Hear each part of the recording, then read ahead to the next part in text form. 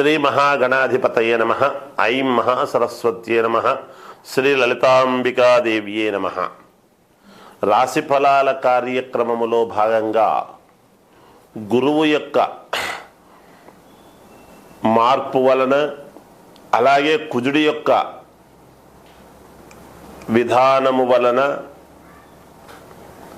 ఇప్పుడు 12 రాసుల వాళ్లకు కూడా ఎలా ఉండబోతుంది, ఈ అక్టోబర్ మాసమంతా కూడా అనేటువంటి దాని గురించి నేను తెలియజేస్తూ ఉన్నాను. ఎందుకంటే సరే, గ్రహాలు ఎప్పటికప్పుడు మార్పు అనేటువంటిది సహజం.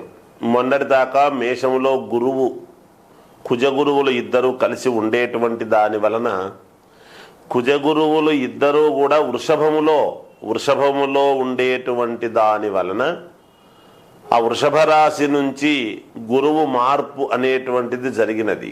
మరి జరిగిన తర్వాత మిగతా వాళ్ళకంతా కూడా ఎలా ఉండబోతుంది అనేటువంటి దాని గురించి ఇప్పుడు మనము అన్ని రాసుల వాళ్లకు కూడా ఒక స్థానము మారేటప్పటికీ ఎవరెవరు ఏ లగ్నములో పుట్టి ఉంటారో ఆ లగ్నాన్ని బట్టి గురువు ఇచ్చేటువంటి యోగాలు, అలాగే కుజుడు వృషభములో ఉండి ఇచ్చేటువంటి యోగాలు, శుక్రుడు స్వక్షేత్రగతుడై ఉండేటువంటి దాని వలన ఎవరెవరికి ఏమిటి, శని వక్రగతిలో ఉండేటువంటి దాని వలన, ఇలా గ్రహస్థితులను బట్టే కదా మనకు ఎప్పటికప్పుడు ప్రతి నెల కూడా సందర్భాన్ని బట్టి గ్రహస్థితులు మారుతూ ఉంటాయి. అందుకనే మన జీవన గమనంలో ఈ నెల ఎలా ఉంది, వచ్చే నెల ఎలా ఉండబోతుంది, గత నెలలో మనకు జరిగినటువంటి ఉపయోగాలు ఏమిటి అని అన్నీ కూడా ఒక్కసారి మనము ఆలోచన చేసుకుంటూ ఉంటాం.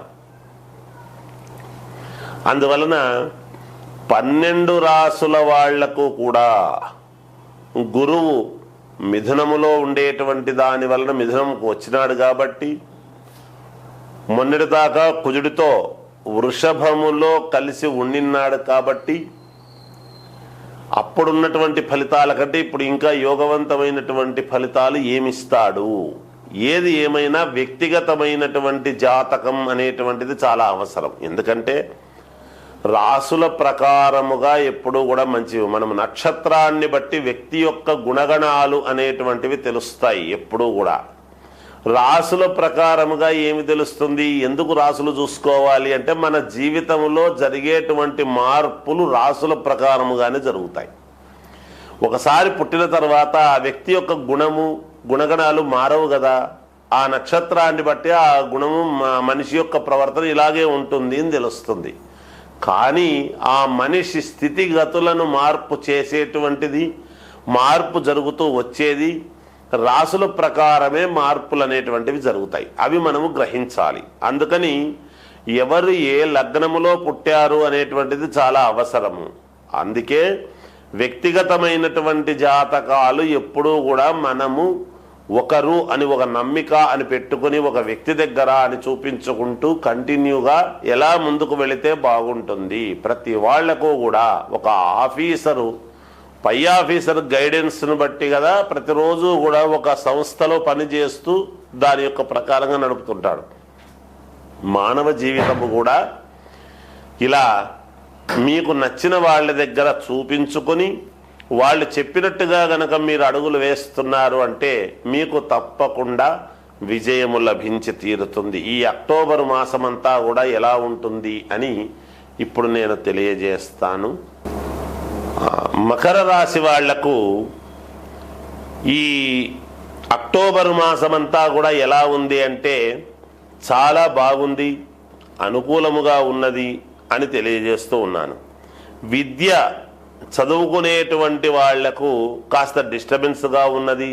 ఎందుకో మానసికంగా బాగలేదు, మాకు ఎందుకో చదవలేకపోతున్నాము అని ఇలాంటివి ఏమైనా ఉండేటువంటి వాళ్లకు మీరు కొంచెం దృఢ సంకల్పముతో నేను చెయ్యగలను, నేను చదువుకోగలను, నేను సాధించగలను అని గనక మీరు అనుకున్నారు అంటే తప్పకుండా విజయము సాధించి తీరుతారు.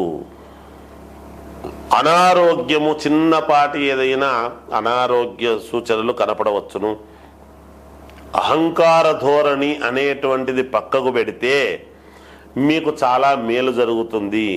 మిత్రుల యొక్క సహకారము తప్పకుండా మీకు మేలు చేసే విధంగా ఉంటుంది.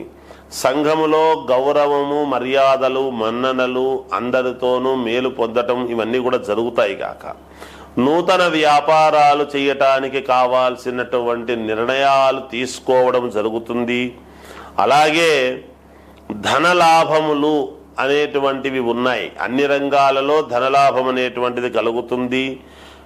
శుభాలు అన్ని రంగాలలోనూ శుభ సూచనలే కనపడుతూ ఉన్నాయి గాక మీకు దాయాదుల నుండి, వారసత్వము నుండి రావాల్సినటువంటి ఆస్తులు ఏమైనా ఉంటే ఇంతవరకు వివాదములో ఉండేటువంటివి ఆ వివాదాలన్నీ కూడా పోయి మీకు అనుకూలముగా ఏర్పడటానికి సిద్ధముగా ఉన్నది. కొన్ని సమస్యలు కొంత నివారణ వైపు వెళ్ళిపోతూ ఉన్నాయి. అంటే నివారణ జరుగుతాయి. మీకు ఆ సమస్యలన్నీ కూడా పోవడం జరుగుతుంది. మాతృ సౌఖ్యములు అంటే తల్లి యొక్క అనుగ్రహము పరిపూర్ణముగా ఉంటుంది. మీకు మేలు జరుగుతుంది గాక వృత్తి, వ్యాపారము, అలాగే ఉద్యోగాలు చేసుకునేటువంటి వాళ్లకు, వ్యాపారాలు చేసేటువంటి వాళ్లకు, సర్వత్రా అన్ని రంగాలలో ఉండేటువంటి వాళ్లకు కూడా, రాజకీయాలలో ఉండేటువంటి వాళ్లకు కూడా మేలు జరిగే విధంగానే ఉన్నది ఈ మాసమంతా కూడా. జయోస్తు. అన్ని రాసుల వాళ్లకు కూడా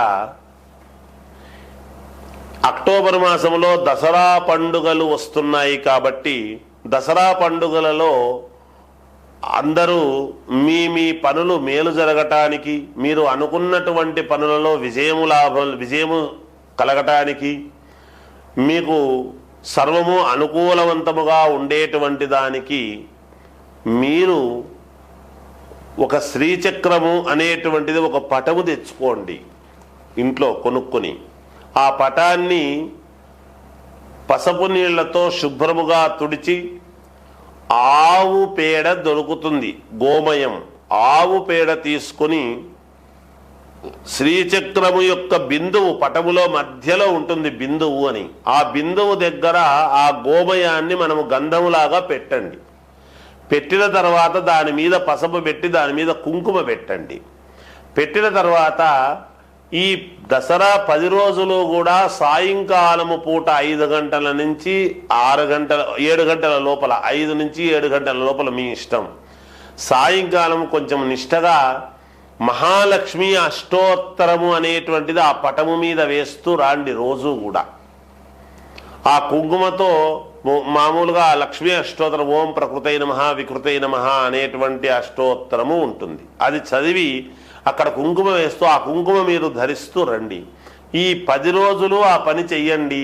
తప్పకుండా మీరు అనుకున్నటువంటి పనులు నెరవేరటానికి మేలు జరుగుతుంది. శ్రీచక్రము అనేటువంటిది మూలం, అమ్మవారి యొక్క మూలదేవత. సర్వదేవతలు శ్రీచక్రములో ఉన్నాయి. అందరు అమ్మవార్లు ఉంటారు అందులో.